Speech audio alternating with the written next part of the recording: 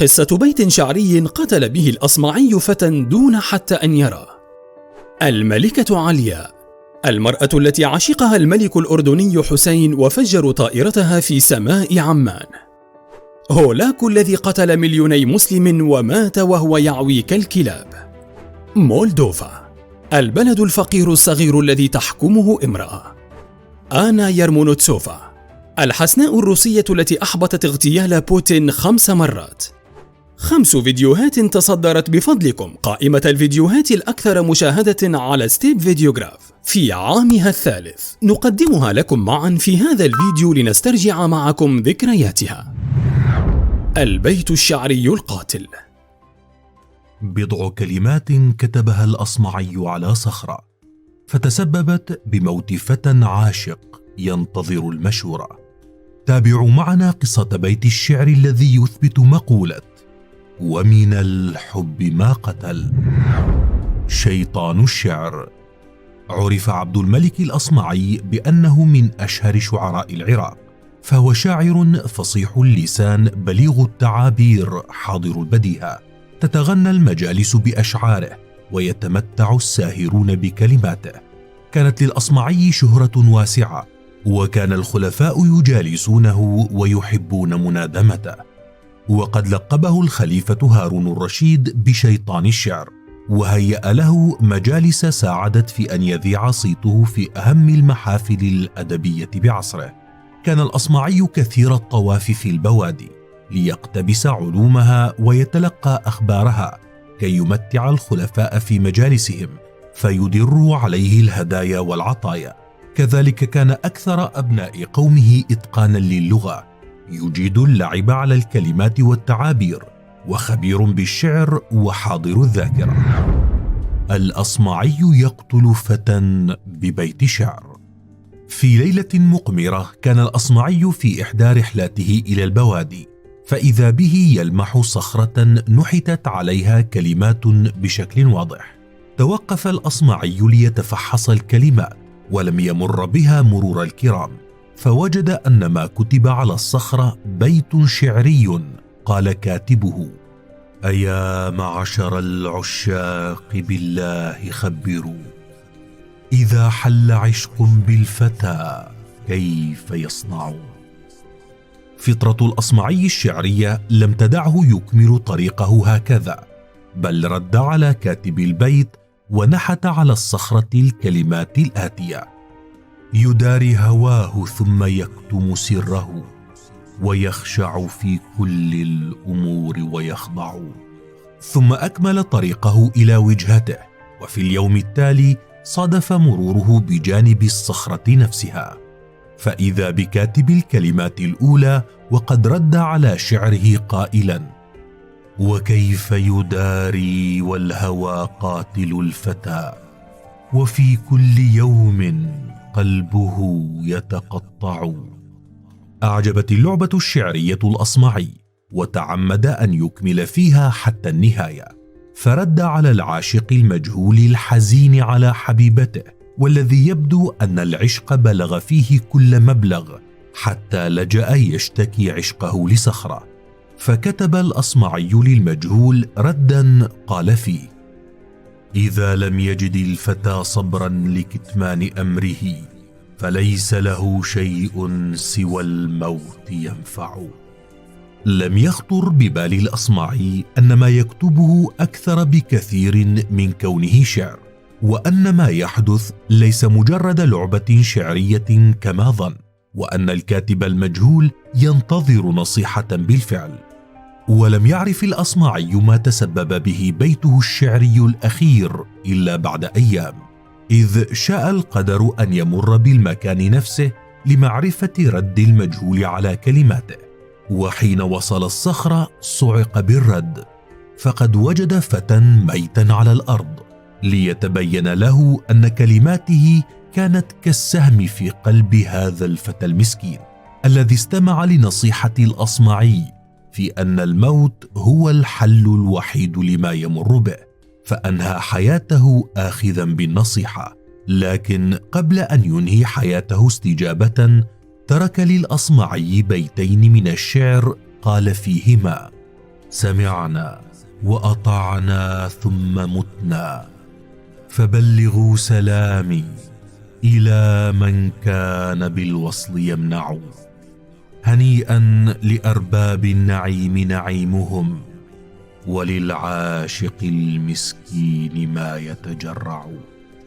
هكذا تسبب بيت شعر للأصمعي بقتل فتى لم يعرفه ولم يلتقي به أبدا إلا بعد أن قتله بيته الشعري. ويتداول كثيرون أن هذه القصة هي قصة مقولة ومن الحب ما قتل، الجملة التي قيل إن الأصمعي قالها حين وجد الفتى ميتا أمام الصخرة. ليست هذه هي القصة الوحيدة التي يشتهر بها الأصمعي، إذ اشتهرت قصته مع الخليفة العباسي أبو جعفر المنصور، الذي تحدى الشعراء ذات يوم بأن يأتوه بقصيدة يصعب عليه حفظها ليمنحهم بوزن ما كتبت عليه القصيدة ذهبا. فنظم له الأصمعي واحدة من أصعب القصائد في الشعر العربي، والتي يقول في أبياتها: والعود دندن دنلي، والطبل طبطب طبلي، طب طب طب طب طب طب طب طب طب طب طبلي، والسقف سق سق سقلي، والرقص قد طابئلي، شوى شوى وشاهش على ورق سفرجلي. ولمعرفة قصة هذه القصيدة كاملة يمكنكم متابعتنا على قناة ستيف فيديوغراف، حيث أوردنا لكم قصتها وقصص قصائد أخرى ستنال إعجابكم. علياء طوقان، المرأة التي أحبها الجميع. ولدت علياء طوقان في 25 من ديسمبر عام 1948 بالقاهرة بمصر، لعائلة تنتسب لمدينة نابلس الفلسطينية. لها شقيقان عبد الله وعلاء، أما والدها فهو بهاء الدين طوقان، السفير الأردني السابق في الولايات المتحدة. كانت في طفولتها تميل لألعاب الأولاد مثل كرة القدم وركوب الخيل، ما دفع والدها لتشبيهها بالصبيان، وفق حديث ابنتها الأميرة هيا بنت الحسين عن هذا مرة. درست الملكة علياء في مدارس إنجليزية، وبسبب اشتغال والدها بالسياسة كانت الأسرة مضطرة للسفر الكثير والتنقل بين عدة بلدان مثل تركيا وإيطاليا وإنجلترا وفرنسا. أتمت دراستها الجامعية لتتخرج من كلية العلوم السياسية في جامعة لويولا الإيطالية، وبعدها حازت على الماجستير في التجارة من كلية هانتر بنيويورك، ثم عادت إلى الأردن لتعمل في مجال العلاقات العامة. حكاية اللجوء السياسي. قبل انتقاله للقاهرة شغل بهاء الدين طوقان والد علياء مناصب كثيرة بالمملكة الأردنية الهاشمية، فكان وزيرا للبلاط الملكي الهاشمي وسفير المملكة في واشنطن، إلا أن إشكالا حدث مع الحكومة الأردنية تسبب في إقالته، ما اضطره لطلب اللجوء السياسي آنذاك في مصر، التي عاش فيها كلاجئ سياسي، إلى أن صدر عفو ملكي عنه من الملك الأردني حسين، الذي أعاده للمملكة ثم عينه سفيرا للأردن في القاهرة. وكانت مصر آنذاك تحت حكم الرئيس الأسبق جمال عبد الناصر. أما ابنة السفير فكانت تهوى الأسفار والتعرف على الشعوب، لذلك تأخرت في زواجها، فكانت أولوياتها الدراسة والعمل. صداقة فحب فارتباط. أثناء إقامة السفير وأسرته في القاهرة اعتاد الحسين قضاء إجازاته في منزل السفير أحيانا، حيث تعرف إلى علياء ونشأت بينهما صداقة قوية. ثم كلفها الملك بالإشراف على مهرجان التزلج على الماء، وكان الأول من نوعه بالأردن، وذلك في عام 1972، ليتعلق قلبه بها أكثر وتتحول الصداقة إلى حب، حيث شهد عام 1972 نفسه خطبة الملك حسين لعلياء طوقان. واللافت أنه كان حينها مرتبطا بزوجته الأولى منى، وهو ما أثار ضجة كبيرة في المملكة الأردنية آنذاك. ملكة محبوبة. بعد حفل زفاف متواضع نسبيا أصبحت علياء طوقان ملكة الأردن، وكانت ملكة محبوبة فعلا، تميزت بالذكاء والثقافة والحكمة وحب الخير، فاهتمت بإنشاء المكتبات ودعت إلى المساواة بين المرأة والرجل، واهتمت بحقوق النساء السياسية والاجتماعية، وعرفت بطيبة قلبها التي ظهرت جلية في قصة تبنيها للأميرة عبير التي كانت تبلغ 6 أشهر حين سقطت على منزل عائلتها طائرة توبوليف تسببت بمقتل الأم بينما نجا الأب والطفلة التي بقيت 4 ساعات تحت الركام قبل أن يتم إنقاذها، لكن والدها تخلى عنها. وحين سمعت الملكة بقصتها أخذتها وتبنتها لتصبح ابنتها الوحيدة قبل أن تنجب الملكة الأميرة هايا بنت الحسين عام 1974 ثم الأمير علي عام 1975. صادف عام 1977 اليوبيل الفضي لتولي الملك حسين عرش الأردن، لكنه كان عاما مأساويا على الملك بل على الأردن كله، إذ شهد وفاة الملكة المحبوبة بحادث تحطم طائرة مأساوي حين كانت في طريقها لتفقد مستشفى في محافظة الطفيلة جنوب الأردن والتقصي عن شكوى إهمال في المستشفى، لتسقط المروحية بها فتموت الملكة وكل من معها في الطائرة. حادث ما يزال الجدل حوله قائما إلى اليوم بين من يؤكد أنه جريمة قتل وأن المروحية أسقطت بفعل فاعل، وآخرون يعتبرونه مجرد حادث لا أكثر تسبب بمقتل ملكة تركت بصمة راسخة لها في قلوب الأردنيين جميعا. وبعد وفاتها أطلق اسمها على مطار عمان الدولي الذي ما يزال إلى اليوم يسمى مطار الملكة علياء الدولي. فما رأيك بهذه الملكة؟ وهل سمعت بها من قبل؟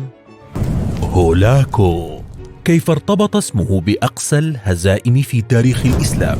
وإلى أي مدى كان تأثير المرأة في حياته وحروبه وتصرفاته؟ وهل حقا مات على دين الإسلام؟ ومن هو البطل الأسطوري الذي أوقف مجازره؟ زعيم قادم من جهنم. ولد هولاكو خان عام 1217 واسمه الكامل هولاكو تولوي جنكيز خان، فهو حفيد مؤسس دولة المغول جنكيز خان وابن ابنه الأصغر تولوي. أما أمه فهي سيرجا غاتاني بيكي من إحدى قبائل الكبرايت التركية، وتعتنق المذهب النسطوري في الديانة المسيحية، وهو كذلك مذهب زوجته دقوز خاتون حفيدة طغرل خان.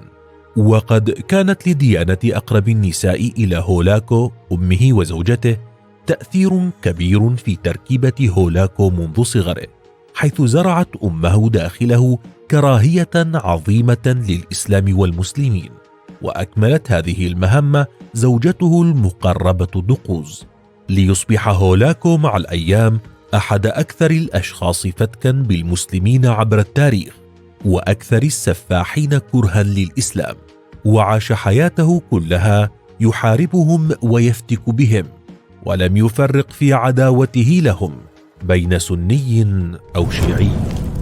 سليل أهل الشر. عام 1255 وتنفيذا لوصية جده جنكيز خان، قرر الإمبراطور المغولي مونوكو خان أن يتابع غزو المغول للعالم، ورسم خطة قامت على تجهيز حملتين عظيمتين، سلم قيادة إحداها لأخيه قبلاي ووجهها نحو الصين، بينما جهز الأخرى بقيادة أخيه الأصغر هولاكو الذي كان حينئذ يبلغ 36 عاما فقط. فخرج هولاكو على رأس جيش قوامه 250 ألف جندي، هم من صفوة جنود وقادة ومقاتلي المغول، وتوجه على رأسهم نحو العالم الإسلامي بشقي السني والشيعي.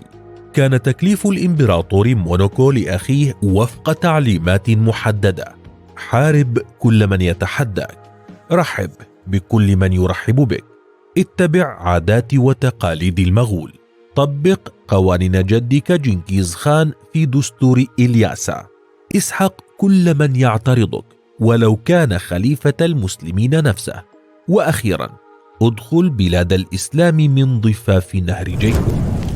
ترتيبات الاجتياح الكبير.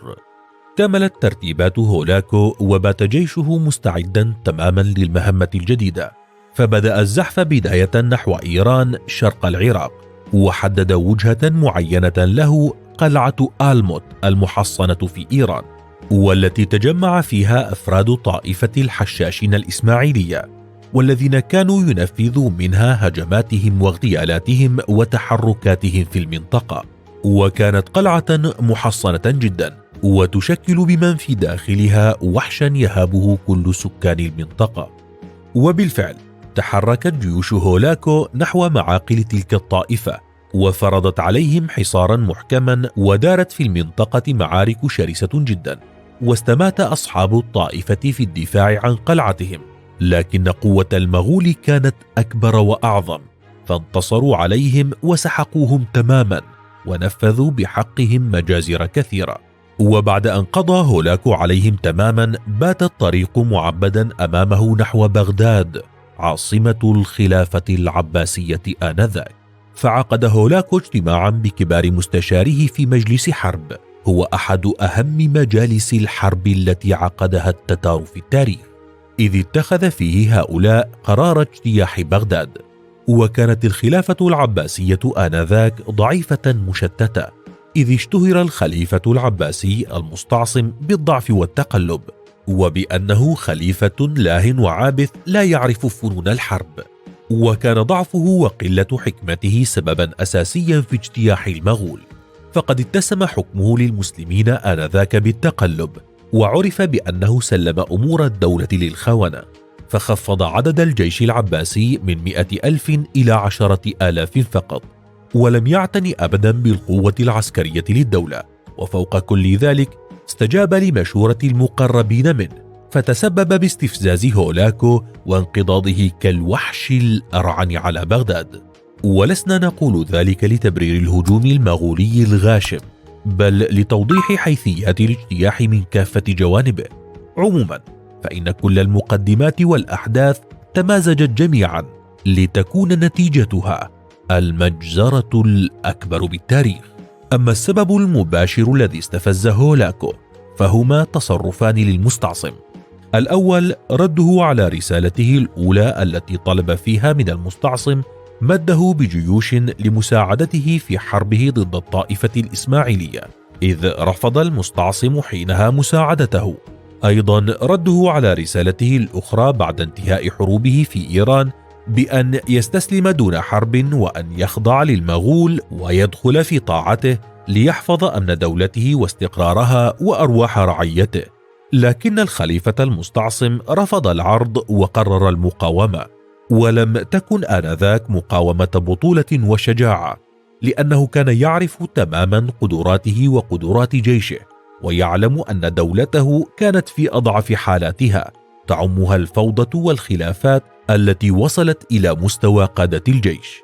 لكل تلك الأوضاع أكد المؤرخون أن المستعصم كان يعلم ضمنيا أنه لن يستطيع الوقوف في وجه جيش متوحش كجيش المغول، لكنه أذعن لمستشاريه وأشهرهم ابن العلقمي، ما تسبب بأفظع مجزرة بالتاريخ. إليكم تفاصيلها المؤلمة، لكن لا تنسوا الاشتراك وتفعيل زر الجرس. الانطلاق الوحشي. من همدان بإيران وعلى بعد 450 كيلومترا انطلق الجيش المغولي، الذي قسمه هولاكو إلى 3 أقسام. الأول وهو القلب، كان القسم الرئيسي، وتسلم قيادته هولاكو بنفسه، وأمدته فرقة جاءت من روسيا وفرق مساعدة من الفرق المهمة بالجيش التتري. القسم الثاني وكان الجناح الأيسر لجيش التتار بقيادة كتبغانويان، الذي كان يعد أفضل قادة هولاكو. هذا القسم من الجيش تحرك نحو بغداد بمحاذاة الفرقة الأولى إلى الجنوب، كي يضمنوا عدم كشف العدد الحقيقي للجيش المهاجم من قبل عيون الدولة العباسية.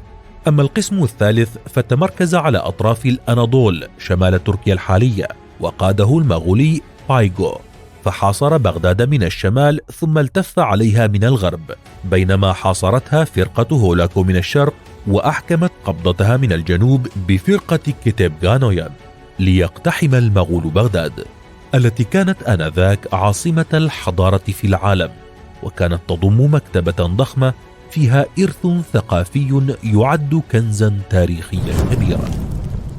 مجزرة تشيب لها الولدان. بدأت حملة الاجتياح المهولة عام 1258 إذ دخل المغول بغداد وارتكبوا الفظائع والأهوال في حملة قتلوا فيها 800,000 مسلم، وبعض المؤرخين قدروا عددهم بالمليون، حتى أن الجماجم شكلت هرما كبيرا، وشملت عمليات النهب والتدمير المساجد والمكاتب والقصور والبيوت، وسرقوا الكتب من مكتبة بغداد الكبيرة ورموها في نهر الفرات. وتذكر بعض المصادر أنهم وضعوها وعبروا بها نهر الفرات، وأن مياه النهر تحولت إلى اللون الأسود بسبب حبر الكتب، بينما يقول مؤرخون أن أنهار بغداد صبغت بلون دماء البغداديين لكثرة القتلى. وبعد أن انتهى من النهب والتدمير توجه بجنده لقصر المستعصم، وحكاية إعدامه لها رواية غريبة، إذ يقال أن هولاكو أخرج كل المجوهرات من قصر المستعصم وأمره بأكلها، لأنه لم يبن بها جيشا يدافع عن بلاده، ما أدى إلى اختناق المستعصم بالمجوهرات وموته. أما قادة العباسيين فقطع هولاكو رؤوسهم وأرسلها إلى حاكم الموصل ليعلقها على مدخل مدينته. وبقتل المستعصم وأسرته أنهى هولاكو عصر الخلافة العباسية. ما بعد اجتياح بغداد. بعد بغداد توجه هولاكو نحو بلاد الشام، فاستطاع السيطرة على حلب وحمص ثم دمشق، التي ما أن وصل جيش المغول أبوابها حتى هرب سلطانها الناصر يوسف الأيوبي، وبذلك لم يتبقى أمام المغول إلا مصر التي كانت تحت حكم السلطان سيف الدين قطز. فأرسل له هولاكو رسالة يهدده ويتوعده ويطلب منه الخضوع لحكمه والاستسلام، لكن قطز رفض الإذعان وقابل التحدي بتحد أكبر، وخطب في جنده خطابا مؤثرا حتى أبكى فيه، ليشعل فيهم الحمية والحماسة ضد المغول. ولم ينتظر مجيء هولاكو إليه، بل خرج على رأس جيش عظيم رفدته جنود من الشام والتركمان، وكان قطز آنذاك بمثابة البطل الذي أنقذ المسلمين وكسر شوكة العدو الذي شكل كابوسا مخيفا للعالم الإسلامي كله حينها، إذ انتصر المسلمون على المغول في معركة عين جالوت، وأوقف المظفر قطز بذلك زحفهم على المسلمين وطردهم من المناطق التي احتلوها. هل أسلم هولاكو؟ بعد هزيمة هولاكو حاول كثيرا أن يعيد أمجاد المغول، وطلب دعم ملوك أوروبا لكنهم خذلوا، وضعف المغول بسبب الخلافات بينهم على الحكم وانقسامهم، حتى أن ابن عم هولاكو بركة خان تحالف مع الظاهر بيبرس وحارب هولاكو في الفترة التي دخل فيها أحد فروع المغول الإسلام، وانقلبوا من عدو أول للمسلمين إلى معتنقين للإسلام وناشرين له. وبعد ذلك استقر هولاكو في بلاد فارس، إذ كان رغم دمويته ووحشيته مولعا بالثقافة والحضارة الفارسية، فقرب إليه علماء فارس وفلاسفتهم، ومنهم أبو جعفر نصير الدين الطوسي عالم الدين الشيعي الذي صحبه معه في غزوه لبغداد وقربه إليه. وقد ذكرت روايات أنه تمكن من إقناع هولاكو باعتناق الإسلام حين رغب في الزواج من أميرة مسلمة، فأخبره بأنه لا يستطيع ذلك إلا إذا أسلم ونطق الشهادتين، ليستجيب له حفيد جنكيز خان ويعلن إسلامه. لكن الإمام شمس الدين الذهبي يعلق في كتابه تاريخ الإسلام على هذه الرواية بأن هولاكو أسلم بلسانه فقط ولم يدخل الإسلام قلبه. عام 1265 مات هولاكو إثر مرض عجز الأطباء عن مداواته منه، إذ قيل أنه أصيب نتيجة هزائمه المتتالية بمرض الصرع الذي جعله أحيانا يصدر صوتا كعواء الكلاب. وحتى جنازته وصفت بالوحشية، إذ هي الجنازة الوحيدة التي يذبح فيها إنسان كقربان ليدفن عدو الحضارات في جزيرة قرب بحيرة أورميا. مولدوفا، البلد الفقير الصغير الذي تحكمه امرأة. حقائق غريبة ومعلومات تسمعها لأول مرة عن مولدوفا، فهيا بنا نتعرف عليها سويا. بيسارابيا. كانت مولدوفا واحدة من ضمن دول الاتحاد السوفيتي تعرف باسم بيسارابيا، وعند انهيار الاتحاد في أغسطس عام 1991 أعلنت استقلالها واتخذت اسم مولدوفا. بعد عام واحد أصبحت عضوا في الأمم المتحدة، ومنذ ذلك التاريخ واجهت مولدوفا مجموعة من التحديات، منها بناء سيادة الدولة مع صعوبة إيجاد قادة سياسيين غير مرتبطين مع روسيا، إضافة إلى الانتقال من الاقتصاد الخاضع للسيطرة إلى اقتصاد السوق الحرة. وأكثر التحديات التي واجهتها وما زالت إلى الآن هو أن الصناعة المولدوفية كانت تقع في منطقة ترانسدنستريا الانفصالية، والتي أعلنت استقلالها عن مولدوفيا عام 1990 دون اعتراف الأمم المتحدة بها، وأطلقت على نفسها اسم جمهورية بريدنستروفيا المولدوفية. على أثر ذلك اندلعت حرب أهلية قصيرة لم تستمر طويلا، ورغم وقف النار ظلت العلاقات متوترة بين مولدوفا وإقليم ترانسدنستريا، ولا تزال القوات الروسية موجودة في المنطقة الأمنية، كما يتحدث 60% من سكان هذا الإقليم اللغة الروسية. وتعرض الإقليم لتراجع كبير في عدد السكان بسبب ذلك النزاع الذي رغم كونه مجمدا فهو يهدد دائما بتفجر الأوضاع. وحاليا يتوقع على نطاق واسع اندلاع حرب هناك بدعم روسي. البلد الزراعي. تحد مولدوفا أوكرانيا من 3 جهات، ورومانيا من الجهة الرابعة الغربية، ويقع الجزء الأكبر من الجمهورية بين نهري بروت ودنستر. اللغة الرسمية في هذا البلد هي اللغة الرومانية، كما أن جل مواطنيها ينحدرون من الإثنية الرومانية أيضا.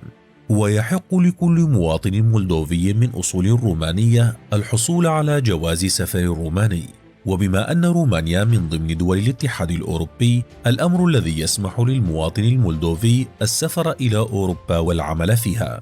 ويلجأ السكان هناك إلى السفر نحو أوروبا للهروب من الفقر الذي تعاني منه البلاد، حيث يعيش حوالي 19% من سكان الريف في مولدوفا في فقر شديد، مقابل 5% في المناطق الحضرية. وتقتصر الفرص الاقتصادية في ريف مولدوفا بشكل أساسي على الزراعة. أعظم موارد مولدوفا هي تربتها الخصبة ومناخها الدافئ والمعتدل، وكلاهما يساهم في الإمكانات الزراعية للبلاد، إذ أن أكثر من نصف أراضي الدولة صالحة للزراعة، وتستخدم معظم تلك الأراضي لزراعة محاصيل مؤقتة، ويستخدم حوالي عشر الأرض لزراعة محاصيل دائمة. وأشهر الزراعات هناك هي زراعة العنب الذي يغطي حوالي 3% من مساحة الدولة. كما تمتلك مولدوفا شبكة متطورة من الأنهار والجداول تصب جميعها جنوبا في البحر الأسود، وتتواجد الغابات في شمال ووسط مولدوفا، بينما يمر حزام السهوب في الجنوب. وهناك أكثر من 1500 نوع من النباتات في الجمهورية، وكانت مولدوفا الأقل حضارية من بين جميع الجمهوريات السوفيتية.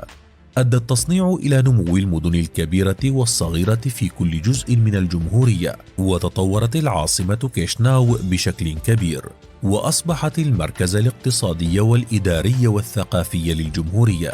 تشمل الموارد الطبيعية الأخرى بالإضافة للتربة الخصبة كميات محدودة من الليجند الموجود في الجزء الجنوبي من البلاد، والفوسفوريت والجبس الموجودين في جميع أنحاء مولدوفا. كما تم اكتشاف رواسب من الغاز الطبيعي في الجزء الجنوبي من البلاد. ويعتمد القطاع الصناعي في اقتصاد مولدوفا بشكل أساسي على معالجة الأغذية، مع استمرار تطوير صناعة بناء الآلات وهندسة الطاقة والسلع الاستهلاكية ومواد البناء. الثقافة والاتصالات. أغلبية السكان في مولدوفا يعتنقون الديانة المسيحية، والأغلبية منهم ينتمون إلى الكنيسة الأرثوذكسية. وكدولة أرثوذكسية شرقية بشكل رئيسي، تحتفل مولدوفا بالأعياد المسيحية. أما عن الإسلام هناك فقد بدأ ينتشر بشكل ملحوظ مؤخرا، ويصل عدد المسلمين فيها إلى ما يقارب 30,000 مسلم. وفي عام 2011 اعترفت جمهورية مولدوفا بالدين الإسلامي قانونيا. لا تزال الروابط التاريخية بين بيساربيا ورومانيا والقرابة العرقية للمولدوفيين والرومانيين تنعكس في ثقافة مولدوفا. واشتهرت البلاد في الحقبة السوفيتية بجودة تعليمها الموسيقي، حيث عمل العديد من الملحنين والمقاولين الروس في هيئة التدريس بأكاديمية كيشناو للموسيقى. ويعتبر أركادي لوكسمبورغ أحد خريجي الأكاديمية ملحنا عالميا. وكدولة نامية فإن نظام النقل في مولدوفا ليس بنفس معايير الدول الأوروبية، ومع ذلك استثمرت البلاد مبالغ كبيرة من المال في البنية التحتية للنقل في السنوات الأخيرة الماضية. تمتلك مولدوفا بنية تحتية قوية للاتصالات السلكية واللاسلكية، فيوجد بها واحدة من أفضل وأرخص خدمات الاتصالات والإنترنت في العالم. والعملة الرسمية في البلاد هي الليو المولدوفي، ويرمز له بالرمز MDL. السياحة. لأن مولدوفا دولة بعيدة ونائية، فهي وجهة مناسبة للأشخاص الذين يبحثون عن العزلة والهدوء وكذلك المغامرة، حيث تنفرد مولدوفا بمجموعة من المناظر الطبيعية الخيالية مثل الأنهار والوديان. والوقت المناسب لزيارتها في الفترة ما بين مايو ويوليو. كما تمتلك بعضا من الأماكن التاريخية المثيرة مثل المتاحف، حيث يوجد فيها أكثر من 100 متحف، بالإضافة للحدائق الكبيرة والمساحات الخارجية. كما تضم مولدوفا العديد من الكهوف التي يمكن استكشافها، بما في ذلك كهف المفاجآت. وهناك عدد قليل فقط من المولدوفيين يتحدثون الإنجليزية، لذا فاحرص قبل السفر على تعلم بضع كلمات من الرومانية أو الروسية.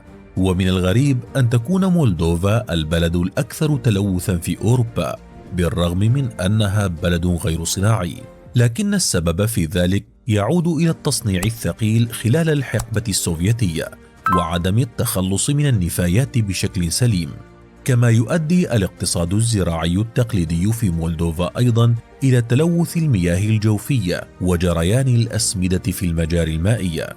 كما تعاني البلاد من مشاكل صحية كبيرة، لأن سكان مولدوفا هم أكثر من يشربون المشروبات الكحولية في العالم، حيث يستهلك المواطن المولدوفي العادي 18.22 لترا من الكحول سنويا، أي حوالي 3 أضعاف المتوسط العالمي البالغ 6.1 لتر.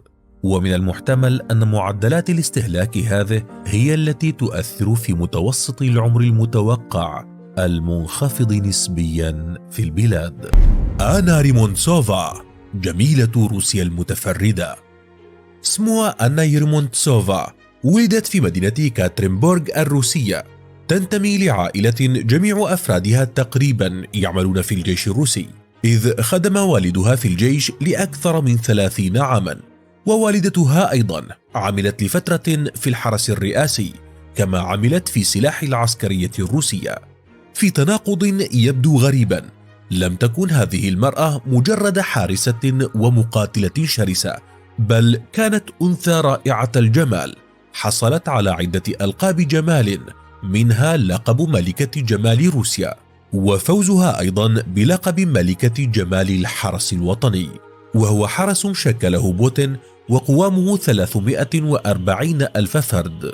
لقبها الروسيون بعدة ألقاب، منها حسناء الشرطة وفاتنة الحرس الوطني، خاصة بعد فوزها بأول مسابقة لجميلات القوات المسلحة الروسية، والتي شاركت فيها نساء القوات المسلحة صورهن، إذ حصلت آنا على أكثر من 57 ألف صوت. الحسناء والوحش. منذ طفولتها كانت آنا تحب التدرب على القتال، وأحبت الألعاب القتالية، وأتقنت إطلاق النار والتصويب في سن مبكرة جدا. كذلك امتلكت قوة جسدية كبيرة بشكل لافت، ومع كبرها أرسلها والدها لمدرسة متخصصة في تعلم القتال، فحصلت على المركز الأول، ثم التحقت بمدارس قتال الجيش الروسي، وقد لفتت أنظار مسؤولين رفيعين فأخضعوها لتدريب متخصص، ثم ألحقوها بمركز الأمن القومي الروسي الكي لتصبح بذلك أصغر عميلة سرية في واحدة من أقوى المنظمات العسكرية في العالم. وفي مسيرتها تفوقت على رجال كثيرين ولم يستطيعوا الصمود أمامها، حتى قيل أنها أثناء عملها في حراسة مسؤول روسي رفيع هزمت 13 رجلا لوحدها حاولوا الهجوم على المسؤول الذي تحرسه، ما أكسبها شهرة واسعة، فاختارها الرئيس الروسي بوتين لتكون ضمن فريق الحماية الخاص به، وكانت المرأة الوحيدة في ذلك الفريق. أنقذت حياته فطردها. كعادتها طوال حياتها أبدعت آنا خلال وجودها قرب الرئيس الروسي، وكانت الوحيدة التي ترافقه دائما. ومن أحداث الاغتيالات التي استطاعت إحباطها حين كشفت وجود رجل متنكر بصفة صحفي خلال جنازة حضرها بوتين، لكنه كان يخطط لاغتياله، وبفراستها وقوة ملاحظتها استطاعت آنا كشفه بسبب نظراته وتصرفاته المريبة، وبالفعل تم القبض عليه ليتبين أنه قاتل مأجور. وفي حادثة أخرى اقتربت سيارة من موكب الرئيس واندفعت حول سيارات الموكب، ولم يستطع أحد إيقافها حتى بات المشهد خطيرا جدا. وفي اللحظة التي خرج فيها القاتل من السيارة لاغتيال الرئيس انقضت عليه آنا وأردته قتيلا. بعد كل ما فعلته آنا وخدمتها للرئيس لسنوات، تفاجأ الروسيون بخبر طرد بوتين لها من حرسه، وبينما قالت الصحافة أن الرئيس قرر منحها فرصة للاهتمام بحياتها الشخصية التي أهملتها تماما في ظل اهتمامها بمسؤولياتها، ظهرت شائعات حول خيانتها لعملها وتورطها بأعمال مخلة. أما السبب الذي ظهر أنه الحقيقي فهو نشرها لفيديو من داخل مباني الخدمات، والذي ظهرت فيه المباني المغلقة لقوات الحرس الوطني، وهو تصرف غير مقبول أبدا ويعد جريمة بحق سرية الجيش، استحقت آنا بسببه الطرد من عملها. أما هي فقد صرحت بأنها كانت ضحية تحيز جنسي في الحرس الوطني، ومهما كان سبب طردها فقد بقيت بصمة هذه المرأة عالقة في أذهان بوتين والروسيين جميعا. 5 فيديوهات حصدت أفضل المشاهدات على قناتنا في عامها الثالث، والتي ستكبر حتما بكم ومعكم ولكم. فريق ستيب فيديوغراف يشكركم ويتمنى أن يكون دائما عند حسن ظنكم.